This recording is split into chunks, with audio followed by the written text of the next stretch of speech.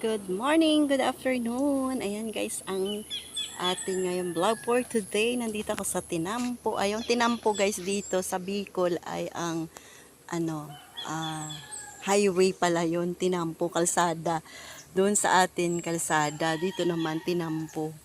Parang ganun, di ba? O ngayon, may natutunan na ako ng Bicolano. Ayan, ang magayon ay maganda.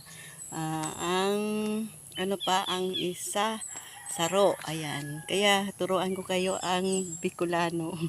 Ilongga, Bicolano, Bisaya, ayan, kaya yon guys ang aking ano, dami ko natutunan dito sa Bicol. Ayan ang mga saro, isa, yes, parang Espanyol pala dito guys yung ano nila,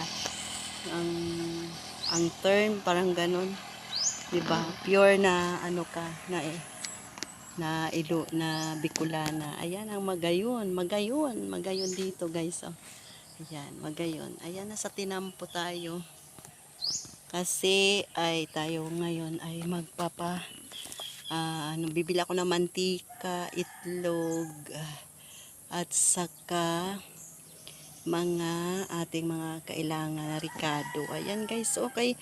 Yan lang naman ang pangunahin dito guys kasi hindi ba ang iba may mga stock din kasi sila guys sa kanilang mga bahay. Kaya yung mga emergency, yan mga mantika, asukal, yan yung mga mabenta talaga guys. Kaya yun, mga pangunahin lang talaga ang ating mga bibilhin ngayon. Ayan sa ating tindahan. Ayan guys, kasi maganda dito. Wait ko pa ang tricycle. Ayan na, mayroon na.